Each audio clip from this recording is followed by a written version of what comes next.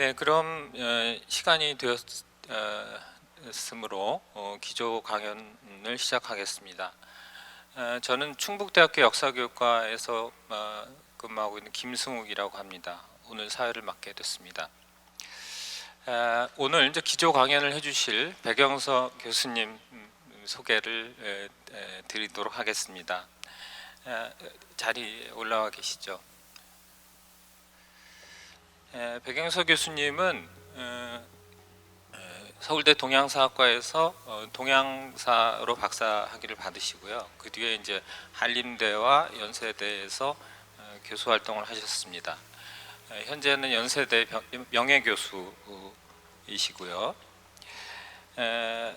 그 밖에 미국의 하버드 옌칭 연구소, 대만의 중앙연구원 근대사연구소, 그리고 일본의 나고야 대학, 큐슈 대학, 그 다음에 호남의 사범대학이라고 하는 곳에서 연구와 교수 활동을 하셨습니다. 학술 활동으로는 현대 중국학회, 중국 근현대사학회의 회장직을 맡으셨고요. 사회 활동으로는 창작과 비평사의 주관직을 맡으셨습니다. 현재는 아시아 문화연대운동 단체인 인터에이시아 스쿨의 이사장, 그리고 세교연구소의 이사장직을 맡고 계신데요. 지금까지 주로 이제 학문 활동을 하신 중심 주제는 동아시아 담론 속에서 연구자로서의 학문적인 실천의 문제를 고민해 오셨고요. 이번 저희 그 포럼의 주제와 관련해서는 대한질서로서 공생사회의 추구와 그를 위한 인문학의 재구성 방향에 대해서 연구를 해오셨습니다. 그럼 백영석 교수님의 발표를 듣도록 하겠습니다. 부탁드립니다.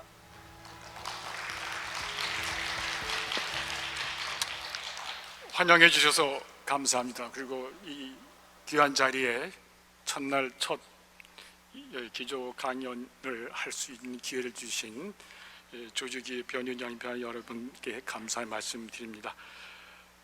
근데 먼저 제가 죄송하다는 말씀을 드려야 되겠어요. 이런 연단과 이런 규모의 회의장에서는 PPT라든가를 보여드리면서 제가 무대를 좀 움직이고 이래야 덜 지루하실 텐데, 저는 착각을 했어요. 주거 주최하는 분과 실무자들하고 의논할 때 외국인들이 많으냐 내국인들이 청중이 더 많으냐, 내국인들 청중이 더 많으면은 제가 준비한 페이퍼를 읽으면은 지루할 테니까 PPT를 준비할 것이고, 외국인들이 많으면은 통역이 중요하니까 동시통역하는 분을 위해서 발표문을 읽는 것이 중요하다라고 했더니 외국인들이 많다고 그래요. 외국에서 오신 분들이 많아서. 그래서 저는 그럼 뭐 PPT에서 자유롭게 막 얘기하면은 통역하는 분도 불편하고, 오늘 통역하는 분들은 능력이 뛰어난 분이라고 그러니까 뭐 알아서 다 하시긴 하겠지만, 그래도 제 깐에는 그걸 배려했는데, 지금 딱 보니까 이어폰을 듣고 얘기를 듣는 분이 거의 없으세요. 그래서 이거 제가 실수했구나 라는 생각을 했습니다. 지루하시더라도 제가 PPT 준비한 건 없지만 중간중간에 여러분들에게 마음으로 들으라고, 여기에는 제가 이런 이미지를 제공하면 좋았을 겁니다 라고 얘기할 때는 있을 거예요.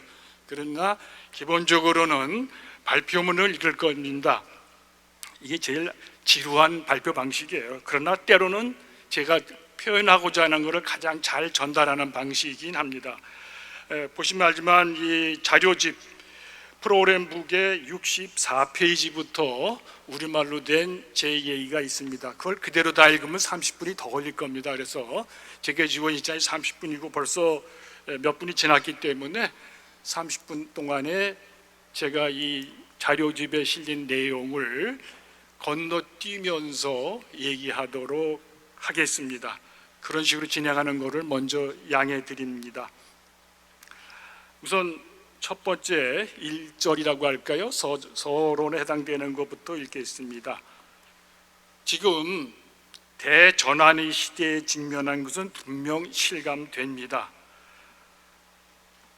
단지 각자의 문제의식에 따라 전환의 요인과 그 이후의 전망이 달리 보일 수는 있겠습니다. 이러한 대전환의 국면이 드러내준 역사적 균열의 현상 밑에 있는 심층 구조, 곧 인간과 비인간, 생물권 모두를 위기로 몰아가는 자본주의 체제를 우리는 깊이 들여다봐야 합니다. 기후 생태 위기와 국지적 전쟁에 대한 감성이 한껏 민감해진 지금이야말로 현존 자본주의 체제와 성장 제일주의 한계에 대해서 더 적극적으로 사유하고 그에 개입하기 좋은 때라고 생각합니다. 우리가 자본주의 이후로 이 이행을 구상하고자 할 때 이거 엄청난 큰 문제죠. 단서로서 올라스틴이라는 이미 작고 했습니다만 그분이 한 제안을 길잡이 삼아 볼 수 있지 않을까 싶습니다. 그분의 말을 해당되는 부분을 압축하면은 지속적인 민주화와 시장 가능성에 대한 꾸준한 모색을 통해 자본 축적의 우선성을 약화시켜 제거해 나가는 것, 그리고 대안적인 체제의 작동 원리로서 금전이 아닌 다른 형태의 보상 시스템, 곧 문명 전환이 필요하지 않을까라고 생각합니다. 저는 이 세 가지 단서 중에서 마지막 문명 전환에 대한 큰 과제를 염두에 두되 이 자리에서는 기존의 지식 생산 체계를 검토하는 작업을 시도하려고 합니다. 자본주의 세계 체제의 한계에 대한 발본적 인식에 기반한 문명 전환을 모색하는 우리의 노력이 지속되도록 받쳐줄 지식 생산과 전파의 영역이 일정 정도 확보될 것으로 기대하기 때문입니다. 이런 관심사를 효과적으로 전달하기 위해 저는 공생의 인문학이라는 길을 제안하고자 합니다. 이는 이번 제7회 세계인문학 포럼의 주제인 관계인문학의 취지와 통합니다. 현존 인문학에 대한 성찰과 새로운 인문학의 방향 모색이기에 그렇습니다.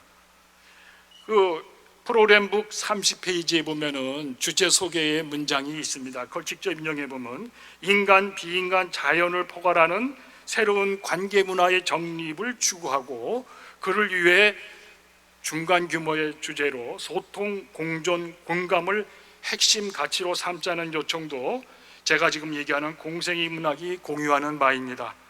그런데 그것이 죄송하지만 엄밀한 개념이라기보다는 행사용 문구의 성격이 짙기에 저는 평소 생각해온 공생의 인문학을 전면에 내세우는 전략을 취하긴 합니다만 이번 회의 주제와의 생산적 대화라는 뜻을 바탕에 깔고 논의를 진행할 것입니다. 그럼 공생의 인문학이라는 건 뭘까요? 이때쯤 되면 이제 화면을 보여주고 뭐 그래야 되는데 죄송합니다. 그냥 읽겠습니다. 이 문구를 구성하는 두 단어 공생과 인문학에 대해서 생각해 보도록 하겠습니다.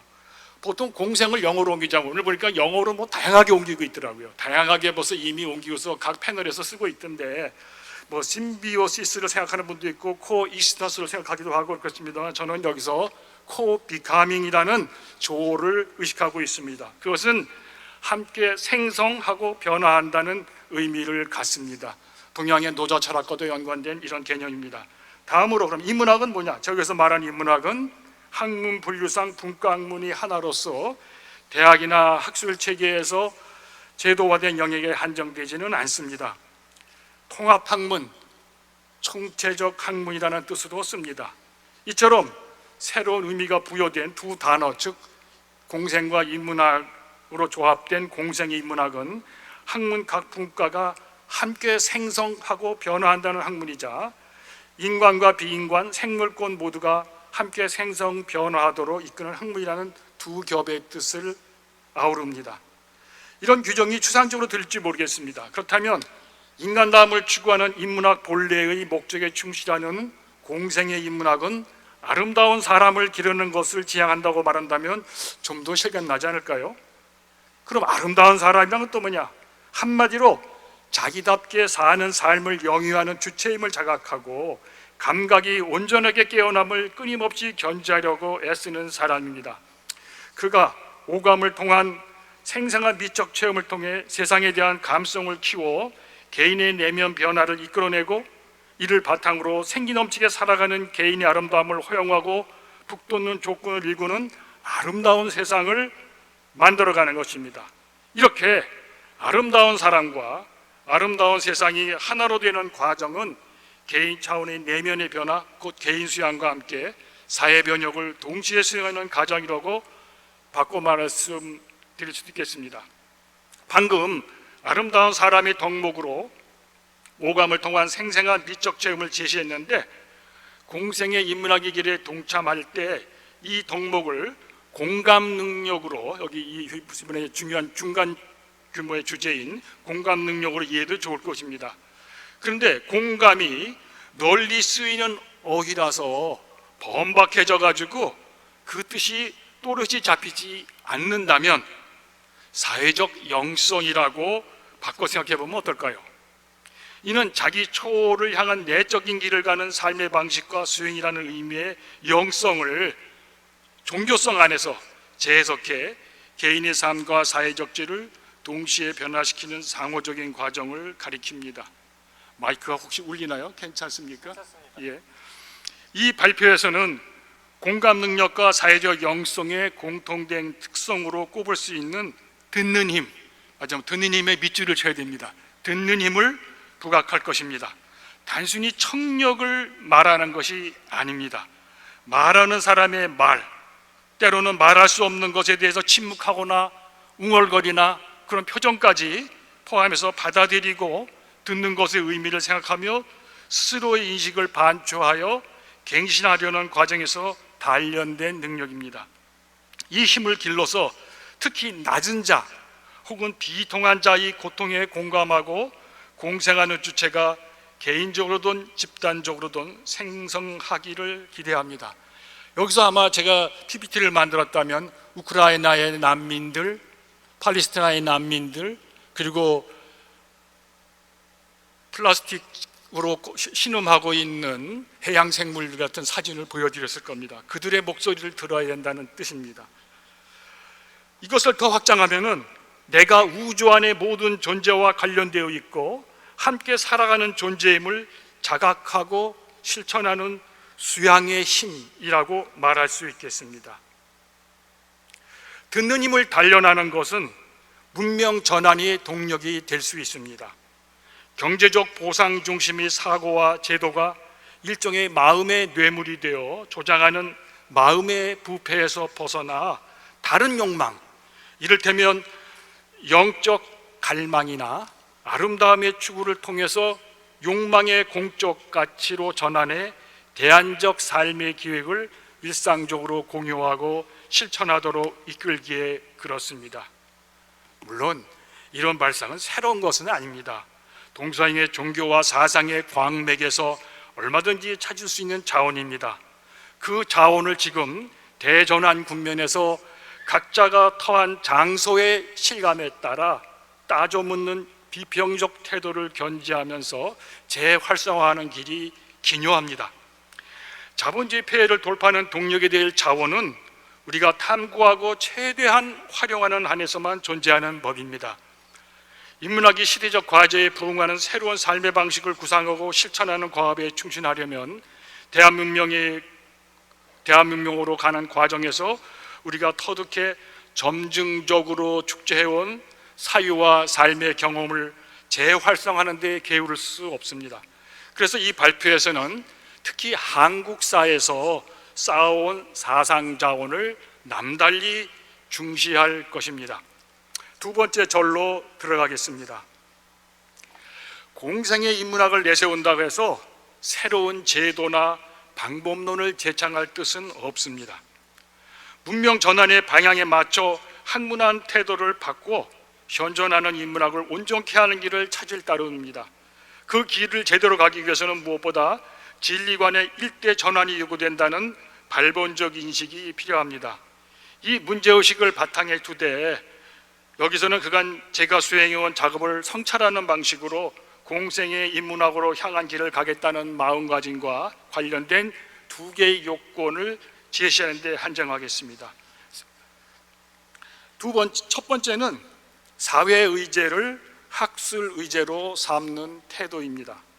공생의 인문학은 좀 아까 말씀드렸듯이 총체적 인문학을 지향하더라도 특정 분과학문에서든 또는 분과학문 횡단적이든 이 조건을 충족하기를 요청합니다. 이 구상을 저는 그동안 국가의 지원을 받아 현직이었을 때 인문한국 사업, 소위 HK 사업의 일환으로 연세대학 국가연구원에서 사회인문학이라는 이름을 내걸고 공동 작업을 수행한 적이 있습니다. 사회인문학이라는 것은 단순히 사회과학과 인문학의 결합이 아니라 통합적 학문을 수행해 인문학과 사회를 소통시키면서 학문하는 태도를 쇄신하는 가치지향적 과제입니다. 그렇기 때문에 지식활동가, 제가 지식활동가라는 것은 지식을 생산하고 유통하는 데에 참여하는 기존의 제도에 있는 종사하는 분들만을 가리키는 게 아니라 새롭게 요즘 영역에서 활동하는 많은 지식을 생산하고 유통하는 사람들을 전파하는 사람들까지도 포함하다는 의미에서 지식활동가라는 말을 새로 만들어 봤습니다만, 그들 각자가 처한 현장성에 기반하여 사회의제를 학술의제로 전환해 연구를 수행하는 실천적 자세를 사회문학이 특히 중시합니다.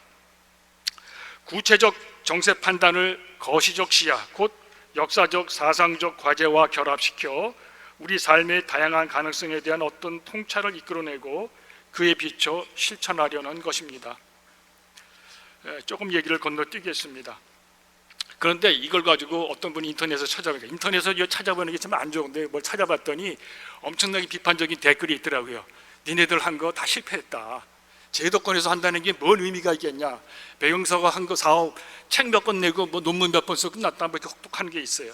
그래서 저는 그거에 대해서 사라진 게 아니라 스며들어갔다, 뭐 이렇게 답변을 합니다만은, 어쨌든 대전환기 문명 전환이라는 시대적 요청에 부응하는 오늘의 엄중한 작업을 감당하면서 사회인문학이라는 제가 돈해온 자원을 재활성화하려면 보완할 점이 있습니다.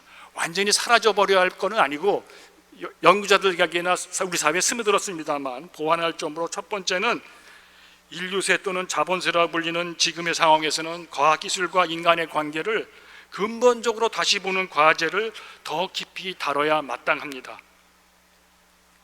사회문학을 보완할 총체적 학문인 공생의 인문학이 요청되는 까닭이 바로 이 점 때문에 있습니다. 첫 번째입니다. 근데 이런 과제를 할 때 제가 그래서 여기 패널 여러 가지가 있습니다만, 자연과학에 대해서 얘기를 하자는 거, AI나 뭐 이런 거 얘기하자는 것보다는 우주론 차원에서 좀 보완을 할 필요가 있다. 그럴 때 중국의 전통 사상도 필요하지만 한국에서 우주적 공동체성을 담지한 개인, 곧 단순한 타인과의 관계뿐만 아니라 하늘과 생생한 협력 관계를 맺는 우주적 또는 영적 성격을 띤 공공의 공자와 개인을 합친 공개인이라는 개념도 있습니다.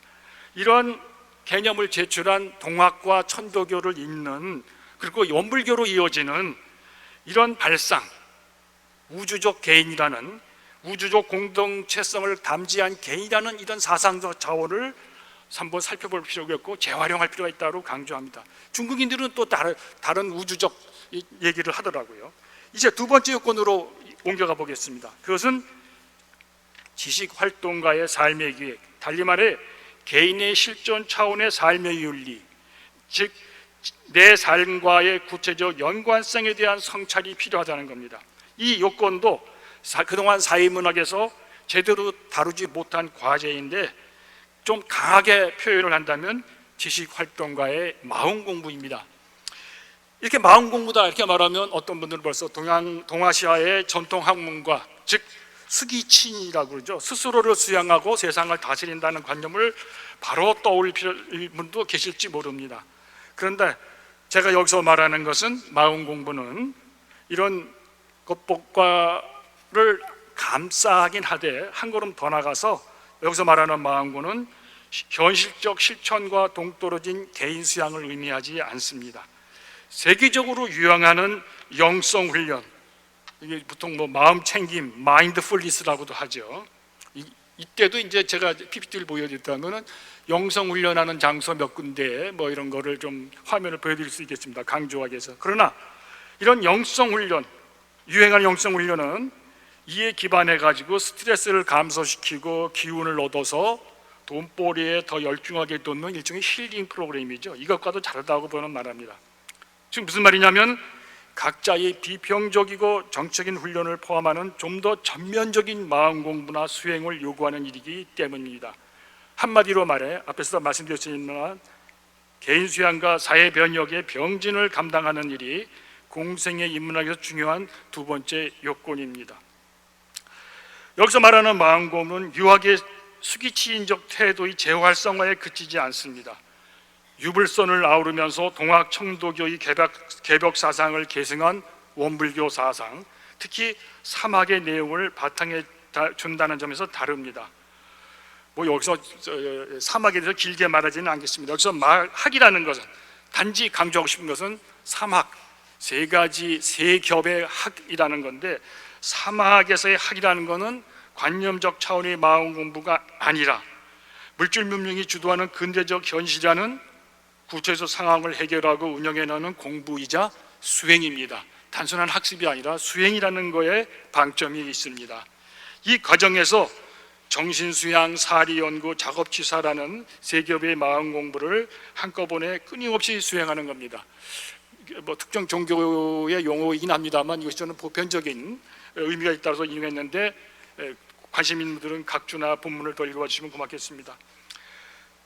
건너뛰고 읽으면은 사막에서 말하는 마음 공부는 각자 자신의 일상생활 분야에서 도달하는 경지입니다. 그 일 그 일에 한 마음으로 집중하면서 그 일 그 일에 아르마리를 밝히는 중에 그 일 그 일에 응용 실천하는 것입니다.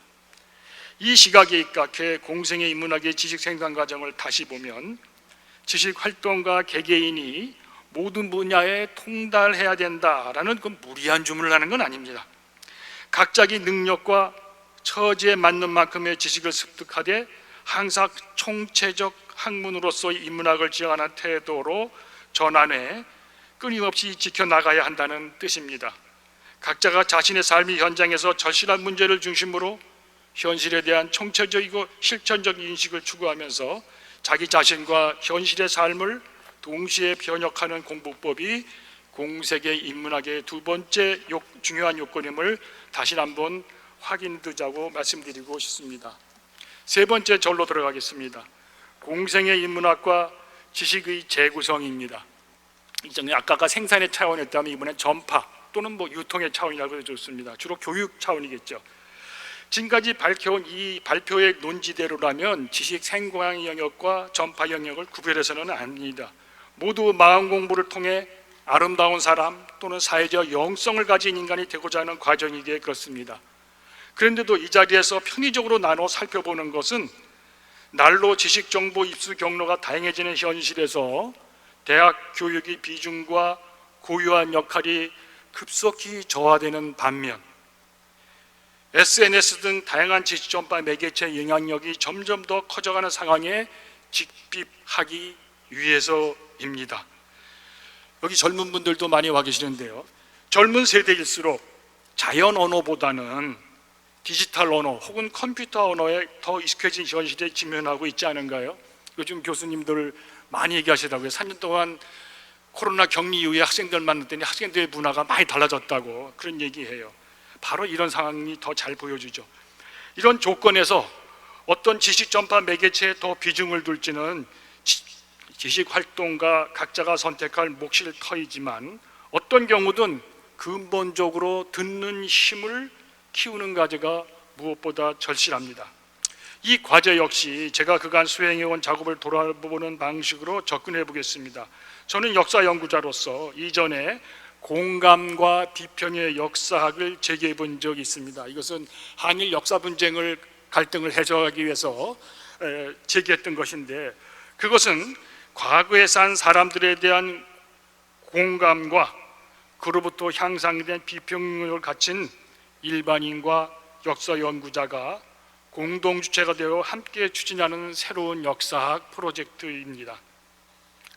그런데 이를 심화하기 위해서는 지식 전파의 현장을 타인과 더불어 공감, 여기 공감 주제 많이 이해합니다만 저는 공감에서 특히 공고, 고통을 함께 나누는 것, 이것이 중요하다고 봅니다.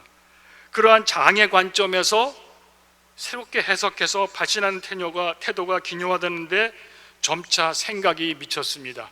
공관과 비평의 역사를 어떻게 하면 새롭게 변화시켜야 되나. 그럴 때 핵심은 듣는 힘을 기르는 역사학이다라고 생각하게 되었습니다. 그 듣는 힘이 역사학을 넘어 대전환의 길목에서 찾는 대한문명으로 우리를 이끌어줄 공생의 인문학의 동력으로 작동할 수 있지 않을까 생각합니다. 그러기 위해서는 앞에서 말한 사회적 영성, 듣는 힘이라고만 말하기보다 사회적 영성으로 포괄하는 쪽이 더 폭넓은 호소력을 발휘할 수 있지 않을까 생각합니다. 사회적 영성에 대해서 좀 더 설명드리겠습니다. 세계적으로 제도적 종교가 쇠퇴하는 데 비해 종교를 넘어 사회 다방면에서 영적 갈망과 이를 위한 영성 훈련이 점점 주목되고 있습니다. 제가 다른 섹션 들어가느라고 못 들어가 봤는데 어떤 데서 이 종교의 문제를, 공간과 종교의 문제를 다루는 분도 계시더군요. 이런 데 하나 이해가 되겠죠. 그렇다면 영성이란 무엇인가? 오늘날 지나치게 광범위하게 사용하기에 널리 통용되는 정의는 없지만 여기서는 개인의 예대된 잠재력을 전인적으로 발현시켜 자기 청호를 향한 내적인 길을 삶의 방식과 수행으로 보려고 합니다. 어떤 의미에서 제도로서의 종교를 넘어서는 보다 포괄적인 경험으로서의 종교성이라고 불릴 수 있겠습니다. 그런데 영성에 굳이 사회적이라는 수식어를 붙인 이유는 관계적이고 구조적이라는 두 가지 의미를 담기 위해서입니다.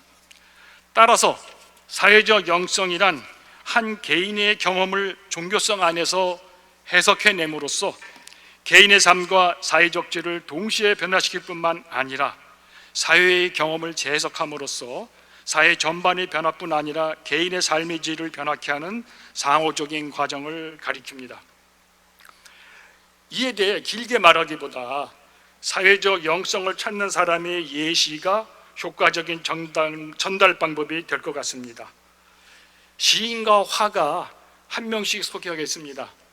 여기야말로 이 이미지를 보여드렸어야 되는데 죄송합니다. 첫 번째는 한국의 시인 윤동주의 듣는 힘, 달리 말해 그는 공감 능력을 가진 본보기라 할 만합니다. 영화 동주의 포스터를 제시해야 되는 때인데 못해서 죄송합니다. 그의 시에 쉽게 쓰여진 시라는 것을 눈길이 끕니다. 시의 규절이 이렇습니다. 마지막에 시대처럼 올 아침을 기다리는 최후의 나는 나에게 작은 손을 내밀어 눈물과 위안으로 최초의 악수를 한다. 이게 처형당하기 직전에 쓴 마지막 시죠. 이 시에 대한 해설가 신영철의 해설에 따르면 자신을 넘어서려는 노력, 결국 최후의 나에 도달하려는 노력, 그것이 그를 죽게 했고 영원히 살게 했다라고 합니다. 이 해설이야말로 동주가 영성을 찾는 사람, 곧 자기 초월을 향한 내적인 길을 가는 사람임을 일깨워 줍니다. 뿐만 아니라 그는 사회적 영성을 추구하는 과정에서 필요한 예리한 역사의식을 벼리는 겸손함도 돋보입니다. 앞서간 아시아인들이 쌓아 올린 고전의 지혜를 감사하는 마음으로 그가 물려받았기 때문입니다. 기독교인이면서도요. 다른 한 명을 소개하겠습니다.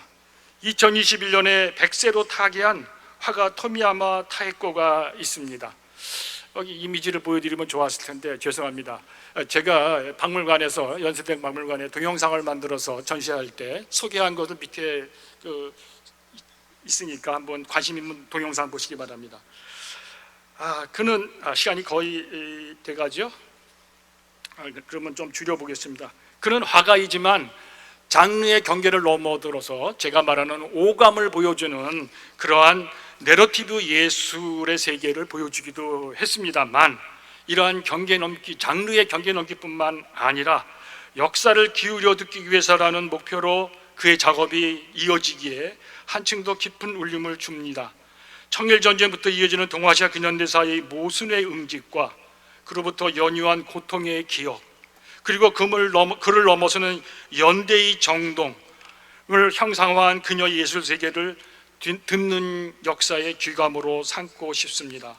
타자의 기억의 나눔, 즉 단순한 역사 지식이 전달이 아닌 교감의 커뮤니케이션을 구현하고 있습니다. 내가 모든 존재와 관련되어 있고 함께 살아가는 존재임을 자각하고 실천하는 자세라 하겠습니다. 이것이야말로 역사를 듣는 힘이 아닐까요? 이는 어떤 종교적 수행의 결과로 비로소 얻어지는 특별한 마음이 아닙니다. 각자 작업의 현장의 출발점에서 확인되어야 할 근원적인 차원의 사회적 영성입니다. 사회적 영성을 찾는 사람이 예시는 이 두 사례로 그치면서 그런 사람들이 각 영역에서 더 많이 형성되고 확산되기 위해서는 개별적인 개인의 활동을 북돋우고 지속하도록 밝혀줄 소규모 자발적 모임이 필요함을 강조하고 싶습니다. 가상공간보다는 가급적 신체적 만남을 통해 기운을 주고받는다면 지식생존과 전파의 유기적 상호작용이 활기차게 일어나는 자리가 되기 때문입니다. 제도권 교육기관이 어느 단위에서든 또는 더 나아가 다양한 삶의 터전 어디에서든 함께 가야 할 마음공부 공동체는 생성될 수 있습니다. 위에서 말한 공간과 비평의 역사학이 일반인과 역사연구자가 공동주체가 되어 수행하는 것이라고 말한 뜻과 같은 맥락입니다. 그들의 그런 특히 젊은이들이 요즘 개인화된 취향이 강해진다고 하는데 젊은이들의 일상생활에서 공감할 새로운 대한문명로의 전환운동의 방향을 잡으려면 그 젊은 세대의 진화하는 문화적 감수성을 한층 더 확장된 사회적 차원의 감각이나 감성과 결합될 수 있도록 대화적 대화를 추진하는 일을 빠뜨릴 수 없습니다. 이것은 곧 예술적 교육의 차원이라고 저는 생각을 합니다. 이제 시간이 거의 다 됐는데 마지막 결어를 읽도록 하겠습니다. 이 발표를 마무리하기 전에 공생의 인문학의 함이랄까 효능에 대해 잠시 생각해 보고자 합니다. 그렇다고 해서 제가 무슨 정책적 대안을 제시하려는 건 아닙니다. 저 그런 거 몇 번 해봤다가 현직일 때 별 재미 못 봤습니다. 저는 여기서 제가 책임이 있는 범위 내에서 얘기할 수 있는 거는 먼저 공생의 인문학이 이 취지문에서 얘기하는 이번 포럼의 취지문에서 얘기하는 통합과 연대를 위한 세계 시민 교육에 기여하는가에 대한 단상을 말하고자 합니다. 이번 포럼에서 세계 차원의 인문학의 함의를 이렇게 언급한 것은 통합과 연대를 위한 세계 시민 교육이라고 언급한 것은 국경을 넘어선 보편적인 인문 가치를 체득한 인간 개발의 역할이라는 것을 염두에 둔 것이지 싶습니다. 혐오와 배제와 무관심이 판치는 지구촌 현실을 바꾸기 위해 세계 시민 교육을 실행하는 것은 긴급한 과제입니다. 그런데 시민권이라는 것은 비시민 또는 비국민이라고 해도 좋습니다. 비시민에 대한 배타성을 내포한 국민국가의 경계를 나타내는 지표이면서 동시에 보편적 인권을 환기하고 암시하는 매개로 작동해온 이중성에 대해 좀 더 예민할 필요가 있습니다. 막연하게 시민이 아닙니다.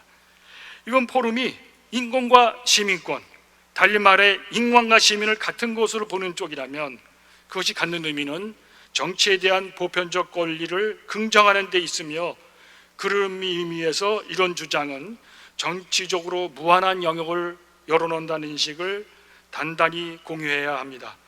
바로 이 점에서 공생의 인문학이 낮은 자 또는 비통한 자, 곧 배제된 자의 소리를 듣는 힘을 기르는 공부에 중점을 두는 한은 국경을 넘어 세계 시민교육에 기여할 수 있습니다. 우리가 코로나 국면에서 방역 대상 중에 이민자, 국적이 아닌 우리 국적이 넘는 사람, 이민자나 난민 문제를 어떻게 처리할 거냐, 그들도 우리 돈을 들여서 방역 대상으로 놓여야 대한 고민들이 많았습니다.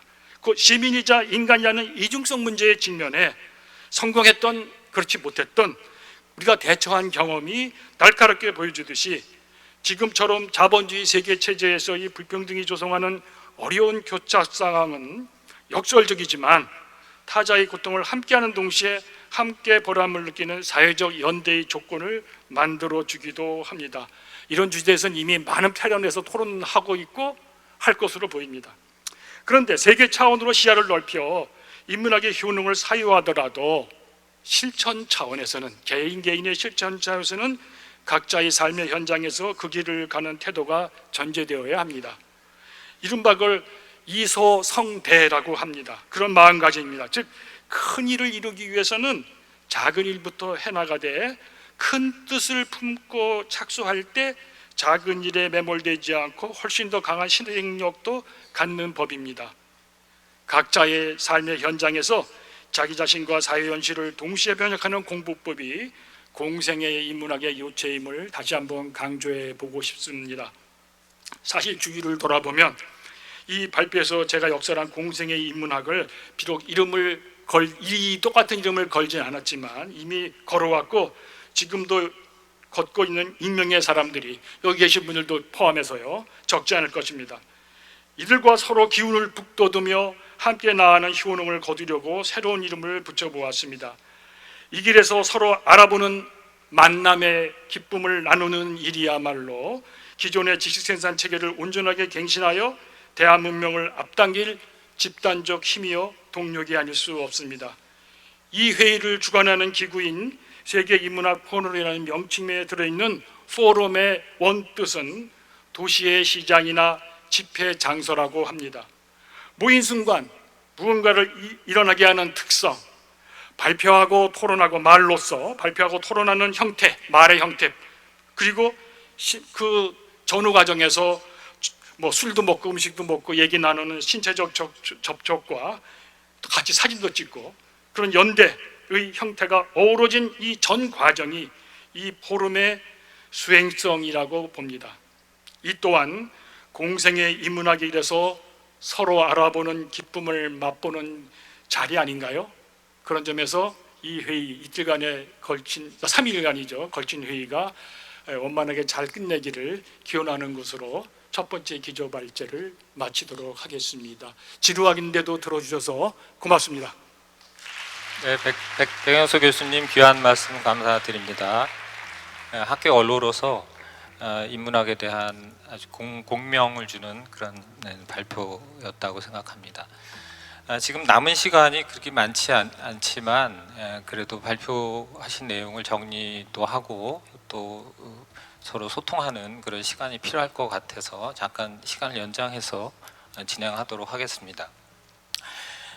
백양수 교수님은 지금 이제 발표하신 내용을 잠깐 정리하자면 우리가 이제 복합 위기, 대전환의 국면에 직면해서 우리가 대안적인 체제를 모색해야 하고 특히 이제 현존 자본주의 체제와 어떤 지식의 황금성 이런 한계를 극복한 어떤 새로운 보상 시스템이 필요하다. 보상 시스템이라고 하는 것은 우리가 이제 대한 문명의 어떤 작동 원리라고 할 수 있겠는데요. 그래서 이런 그 대안적인 보상 시스템, 작동 원리의 기반을 두고 기존의 인문학의 지식 생산과 전파 시스템을 새롭게 재구성해야 한다라고 생각하시는 것이라고 파악했습니다. 그렇게 해서 새롭게 구성되는 인문학은 공생의 인문학이라고 지칭할 수 있을 테고요. 이때 이제 공생의 인문학의 주요 덕목으로 제시한 것은 공감 능력인데요. 제가 사회자로서 뭐 많은 발표 내용을 아울러서 정리하자면 그 안에는 두 가지 범주의 세 가지 층위의 대화가 있는 것 같습니다. 하나는 자신과의 대화, 내적인 자기 성찰 뭐 이런 측면일 테고요. 두 번째는 타인과 사회와의 대화, 참여 이런 측면이고 또 하나는 자연과의 공존 이런 세 가지 층위의 대화가 있다고 생각하는데요. 결과적으로 이 공감 능력, 듣는 능력, 아까 그 영성, 사회적 영성이라고 말씀하신 그런 부분이 반영된 새롭게 구성되는 인문학은 사회적이고 정의로운 인문학 이렇게 정리할 수 있을 것 같습니다. 이때 사회적이라고 하는 것은 공감 기능과 연관된 것이고 정의롭다고 하는 것은 비평적인 능력을 제고하는 그런 측면이라고 할 수 있겠는데요. 이렇게 새롭게 재구성된 인문학은 현 시대에 필요한 세계 시민 교육에도 기여하고 또 이 과정에서 인문학은 기존의 생산 체계와 전파 시스템을 온전히 갱신하고 대한 문명을 앞당길 동력으로 재구성될 수 있을 것이다 이렇게 제안을 하셨습니다.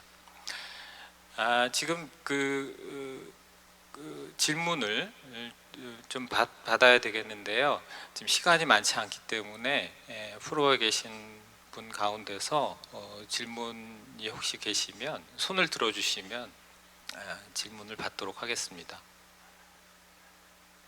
아무도 안 계신가요? 마이크를 좀 갖다 드리시죠.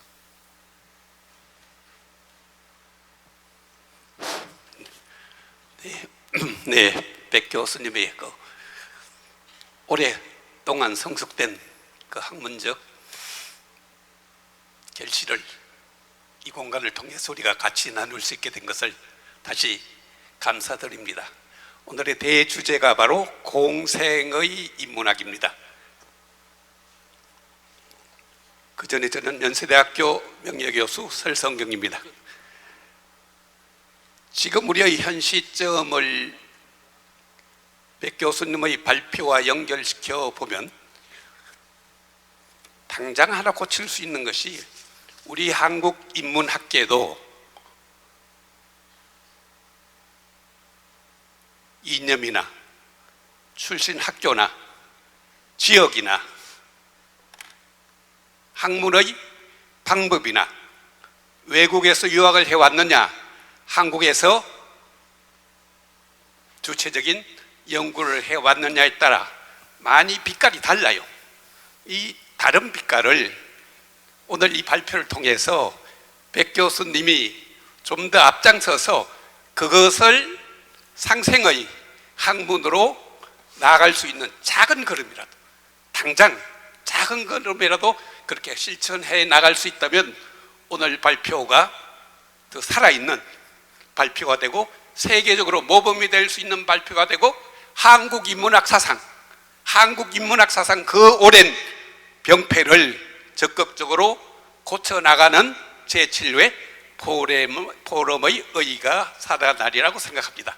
백 교수님 생각은 어떠신지 여쭤보고 싶습니다. 아니 뭐 어떻게 생각하려죠? 전적으로 지지하고 그렇게 가도록 제가 말만이 아니라 실천전 차원에서도 그렇게 가도록 애쓰겠습니다.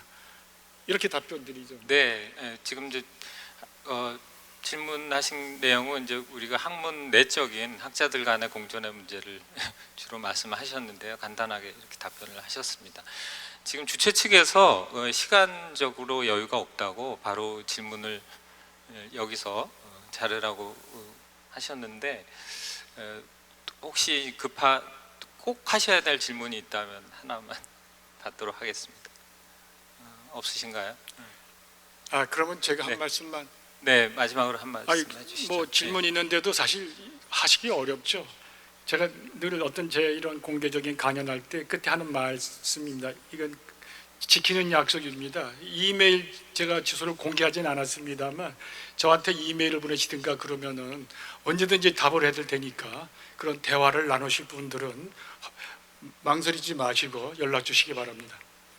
네, 그럼 오늘 귀한 발표해 주신 백영석 교수님한테 다시 한번 큰 박수로 고마움을 표해주시면 좋겠습니다. 네, 감사합니다.